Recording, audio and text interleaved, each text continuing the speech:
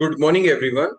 In today's session, we will discuss about the thermodynamics, which is also called as energetics. And in that session, we will discuss basic introduction of the thermodynamics. Means what is thermodynamics? What are the different types of the thermodynamics?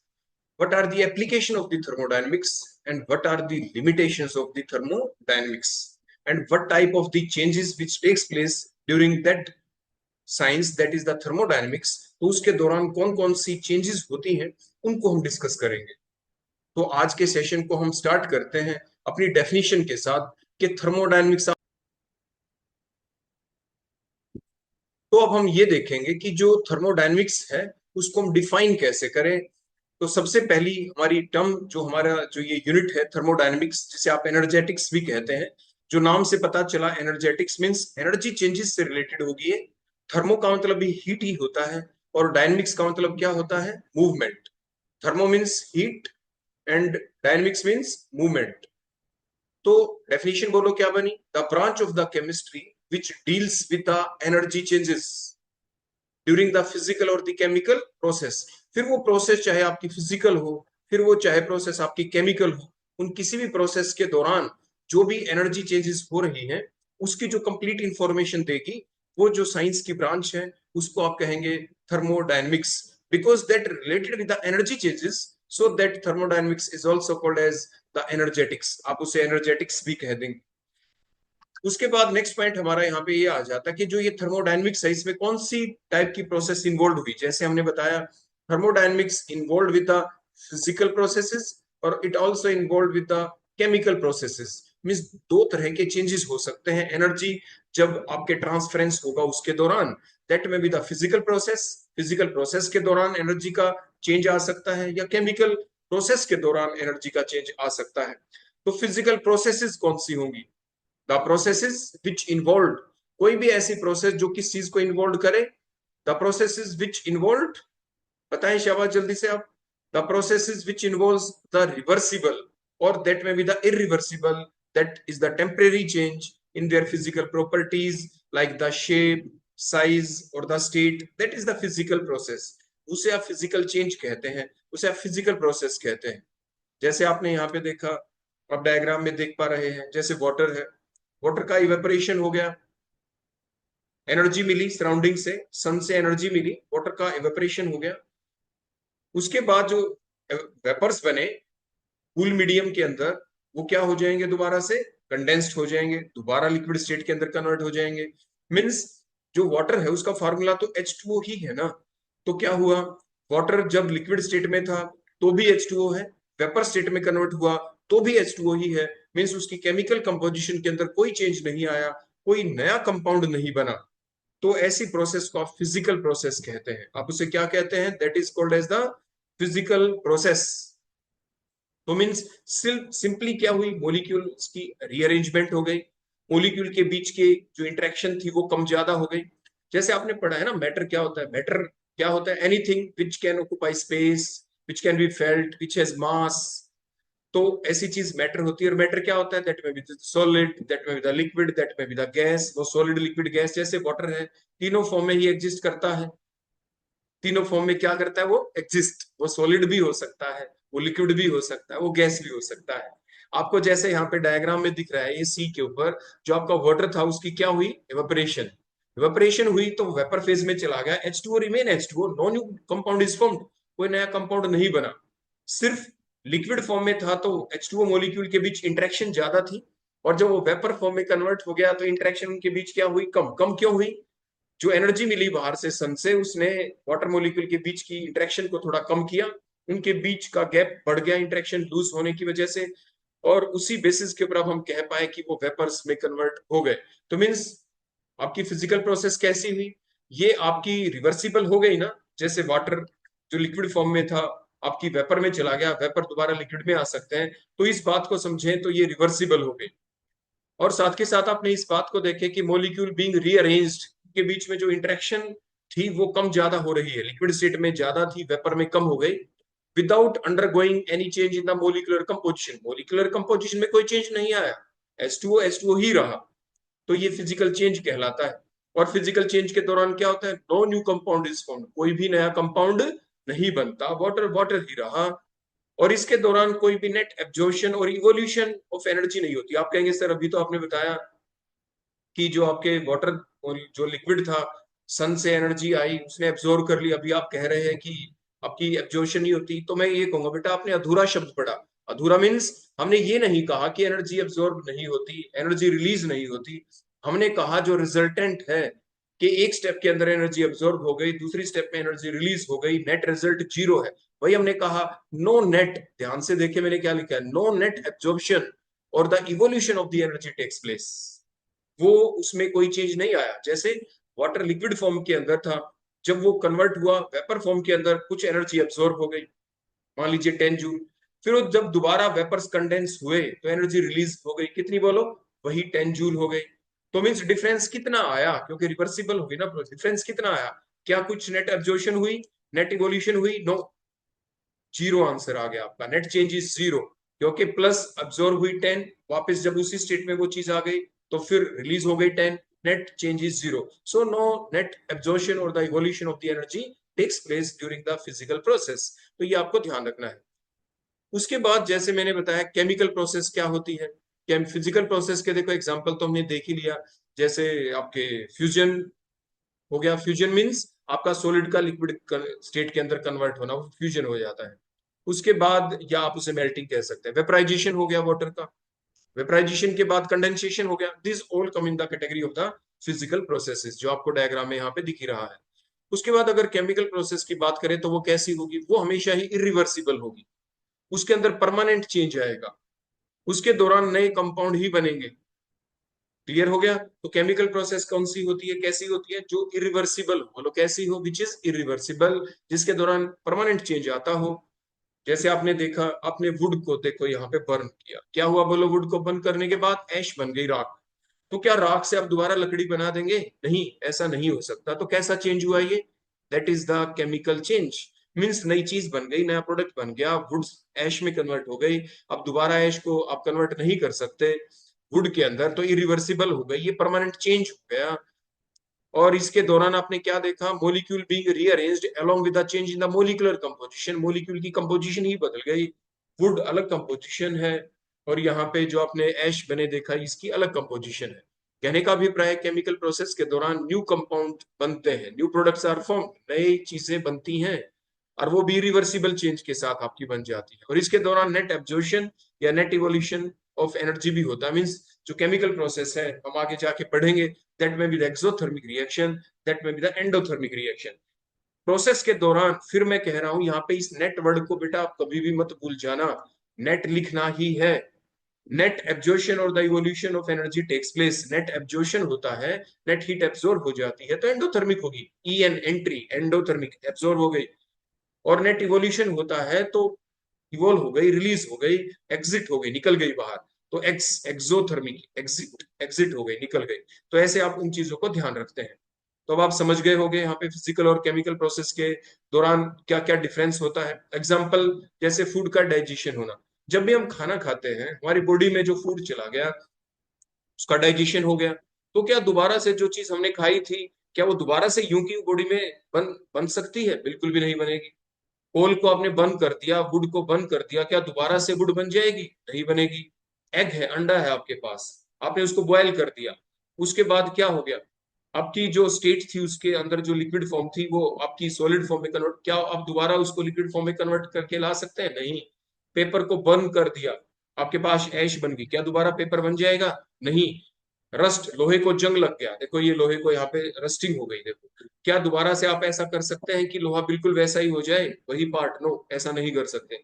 ये सारी chemical changes कहलाती हैं, बोलो क्या कहलाती, chemical changes. तो overall हमने क्या बताया था शुरू में, थर्मोडायनेमिक्स की डेफिनेशन क्या है, एनर्जी चेंजेस होने होते हैं, because the energy changes takes place during any of the process, because of that region the thermodynamics called as the energetics, because the energy changes takes place, the movement of the energy takes place. So thermo means the heat, it is the form of the energy, and dynamics is the movement, means वो static नहीं है, movement तो होगी ही energy की। so the word here is the thermodynamics।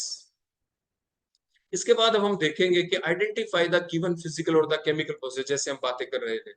जैसे आपके पास ये आपने देखा कैंडल है, यहाँ पे बर्न हो रही है, so that burning of the candle that involves here the both physical और द केमिकल चेंज। तो ऐसा क्यों हमने कहा? ऐसा इसलिए कहा क्योंकि फिजिकल चेंज कैसे हुआ कि ऑन हीटिंग जो कैंडल वैक्स गेट मेल्टेड, जो कैंडल है इसका जो वैक्स वो मेल्ट हो गया, and it again turn into the solid wax on cooling. और जब आप इसको कूल करते हैं दोबारा से वही आपका वैक्स बन जाता है, सॉलिड वैक्स।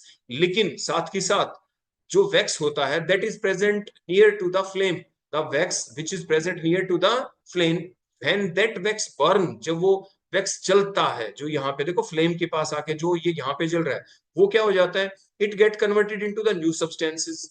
वो वहां पे जल के नए सब्सटेंस दे देता है, लाइक द कार्बन डाइऑक्साइड और the carbon soot, water vapours and so on. तो कहने का अभिप्राय क्या, वो दोबारा वैक्स में कन्वर्ट हो पाएंगे? नहीं, वो दोबारा वैक्स में कन्वर्ट नहीं होंगे। इसीलिए हम कह सकते हैं during the burning of the candle both type of changes takes place, that is the physical and the chemical changes, depending upon the site. कौन सी साइट है, वैक्स कहाँ प्रेजेंट है, अवे फ्रॉम यानी आपकी जो फ्लेम है उससे थोड़ा दूर है, तो सिंपल मेल्ट हो रहा है, सोलिडिफाई होके दोबारा से सॉलिड वैक्स में कन्वर्ट हो जाएगा। और जो बिल्कुल फ्लेम के पास है, नियर द फ्लेम है, वो बर्न करके न्यू सब्सटेंस बना रहा है, like carbon dioxide, carbon suit and so on. तो इसीलिए बर्निंग ऑफ कैंडल के अंदर दोनों चेंजेस हमें दिखाई देते हैं, ऑब्जर्व हम करते हैं, फिजिकल चेंज भी और केमिकल चेंज भी। ऐसा एग्जाम में पूछा जा सकता है। उसके बाद जैसे मैंने अभी आपको बता ही दिया था फिजिकल चेंज के बारे में, आप यहाँ पे देखें, देखो आइस आपके पास, देखो मेल्ट हो गई, बिना मेल्ट ये लिक्विड वाटर के अंदर कन्वर्ट हो गई, दोबारा कूल करेंगे तो ये दोबारा से आइस में कन्वर्ट हो सकती है, तो ये तो फिजिकल चेंज है यहाँ पे, है ना। इसके दौरान सिर्फ और सिर्फ फिजिकल चेंज हुआ है, लेकिन बर्निंग जो दिख रहा है यहाँ पे उसके दौरान सिर्फ केमिकल चेंज है। सिर्फ क्या है बोलो, केमिकल चेंज हुआ है। क्लियर हो गया बेटा? उसके बाद हम देखते हैं कि थर्मोडाइनमिक्स की टाइप कौन सी है। जैसे अभी हमने डेफिनेशन देखी अपने थर्मोडाइनमिक्स की, तो उसमें आपने क्या पढ़ा? आपने क्या पढ़ा? आपने ये पढ़ा कि उसमें एनर्जी चेंजेस होते हैं। Thermo means heat, heat is a form of energy, और dynamics means movement, means energy की मूवमेंट होगी। लेकिन एनर्जी की मूवमेंट कौन सी प्रोसेस के दौरान होगी? क्या वो फिजिकल प्रोसेस के दौरान भी हो सकती है एनर्जी चेंजेस, वो केमिकल प्रोसेस के दौरान भी हो सकती है chemical changes. On that basis whether the energy changes takes place during the physical process or during the chemical process, on that basis the thermodynamics की कुछ टाइप बनेंगी, और वो टाइप क्या होगी? Number one, chemical thermodynamics. तो chemical thermodynamics का मतलब क्या हुआ? जो एनर्जी चेंजेस हो रहे हैं वो केमिकल प्रोसेस के दौरान हो रहे हैं, तो आप उसे केमिकल थर्मोडायनेमिक्स कह देंगे। So the branch of the chemistry which deals with the study of the energy changes during the chemical processes called as the chemical thermodynamics. जैसे आपने देखा, जैसे हमने खाना खाया, हमने फूड लिया, आपने फूड का डाइजेशन होता है, जैसे मैंने आपको बताया C6H12O6 ग्लूकोज है ये। जब डाइजेशन होता है इसका, जैसे हम खाना खाते हैं तो एरियल ऑक्सीजन भी हमें मिलती है, तभी तो फूड का कंबशन होता है, फूड का डाइजेशन होता है, एनर्जी हमें मिलती है। तो क्या बना? CO2 + H2, एनर्जी आपकी रिलीज हो जाती है। वही एनर्जी ATP के फॉर्म में स्टोर हो जाती है माइटोकॉन्ड्रिया के अंदर, हमारी सेल के अंदर। तो कहने का अभिप्राय क्या था, ये कैसा चेंज है? केमिकल केमिकल चेंज है। और जो इस केमिकल चेंज से रिलेटेड जो ब्रांच है साइंस की, केमिस्ट्री की, थर्मोडायनेमिक्स की, उसे आप केमिकल थर्मोडायनेमिक्स कह देते हैं। अगली थर्मोडायनेमिक्स की टाइप कौन सी बनेगी? That is the physical thermodynamics. नाम से पता चला, फिजिकल, फिजिकल मीन्स कोई फिजिकल प्रोसेस के दौरान एनर्जी चेंजेस की जो इंफॉर्मेशन दे, उसको स्टडी करे, उसको कहते हैं physical thermodynamics. So the branch of the chemistry which deals with the energy changes during the physical processes called as the physical thermodynamics. जैसे दूध का दही में बदलना हमने देखा था। तो यानी उसके बाद क्या हुआ हमारा कि हम पढ़ेंगे इंपॉर्टेंस ऑफ द थर्मोडायनेमिक्स। क्या पढ़ेंगे? Importance of the thermodynamics. जैसे आपने देखा आइस के बारे में, हमने देखा था आइस जब मेल्ट होती तो वो कैसी प्रोसेस थी? फिजिकल प्रोसेस थी ना। दोबारा उसका कंडेंसेशन हो गया, जो लिक्विड वाटर था वो वेपर में बदल गया, वेपराइजेशन हो गया, वेपर्स दोबारा लिक्विड में बदल गए। फिजिकल प्रोसेस है, उसके दौरान की एनर्जी चेंजेस देखें तो फिजिकल थर्मोडायनेमिक्स कहलाती है। अब हम देखेंगे इंपॉर्टेंस थर्मोडायनेमिक्स की, इससे हमें क्या इंफॉर्मेशन मिली, किन चीजों की इंफॉर्मेशन हमें इससे मिलती है। तो जो थर्मोडायनेमिक्स है उससे हमें इंफॉर्मेशन, पहली इंफॉर्मेशन क्या मिली कि it helps to predict about the feasibility of the reaction. Means हमें ये क्या बताता है कि whether a particular reaction is possible और नॉट। ये हमें क्या बताता है? Whether a particular process is spontaneous और नॉट, कि वो चलेगी या नहीं चलेगी। उसकी जो इंफॉर्मेशन दे देती है वो आपकी थर्मोडायनेमिक्स है। थर्मोडायनेमिक्स के कुछ आगे हम फिजिकल क्वांटिटीज पढ़ेंगे, जैसे हम पढ़ेंगे एच फैक्टर, एंथैल्पी फैक्टर, जब जिसमें हम देखेंगे डेल्टा एच की वैल्यू नेगेटिव है तो प्रोसेस स्पॉन्टेनियस होनी चाहिए। एंट्रोपी फैक्टर पढ़ेंगे जिसमें हम देखेंगे डेल्टा एस रेंडमनेस अगर बढ़ रही है, डेल्टा एस पॉजिटिव है, तो हम कहेंगे प्रोसेस हो रही है। देखो जैसे ग्राउंड में मैच चल रहा है, सभी प्लेयर तो आपके बैठे नहीं है ना, तो मिस मूवमेंट होनी शुरू हो गई, हम क्या कहेंगे, गेम स्टार्ट हो चुका है, मतलब रेंडमनेस बढ़ गई, भाग रहे हैं इधर उधर खिलाड़ी, तो मीन्स एंट्रोपी बढ़ गई, डेल्टा एस पॉजिटिव है। ये सारी बातें थर्मोडायनेमिक्स ही तो हमें बताती है। अब जैसे हमने देखा कि एसिड को बेस में मिला दिया हमने, हमेशा एसिड और बेस को मिलाते हैं, तो हमेशा जैसे एसिड बेस रिएक्शन, लेकिन इसके चीज एक और हमने आपको लैब में सिखाते हैं ना प्रैक्टिकल के दौरान, बेटा आपने देखा होगा, हम कभी भी आपको ये कहते हैं कि डाइल्यूट कर दे एसिड को, तो आप क्या करते हो, हम आपको ये कहते हैं बेटा पहले वाटर ले लें, वाटर में आप एसिड डालें धीरे धीरे विद शेकिंग, क्योंकि एनर्जी ज्यादा निकलती है, मीन्स डेल्टा एच की वैल्यू नेगेटिव होगी, हीट रिलीज हो गई।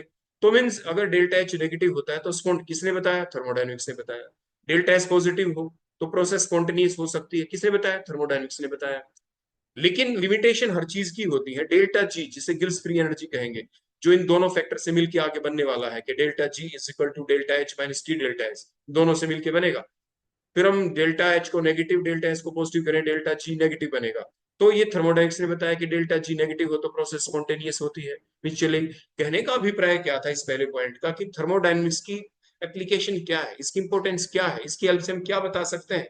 तो मैं यही समझाने का आपका यह प्रयास कर रहा था, जो आगे हम डिटेल में इसी सेशन अपने इसी थर्मोडायनेमिक्स के अंदर पढ़ेंगे, कि थर्मोडायनेमिक्स से हमें क्या पता चल पाता है कि it with the help of the thermodynamics we can determine about the feasibility of the reaction, कि whether a particular process is spontaneous or not, whether a particular process can take place or not, ये information हमें thermodynamics से मिलती है। दूसरा point, it helps to predict the extent of the completion of the process before the equilibrium is attend, means it tells only about the initial और the final state of the system.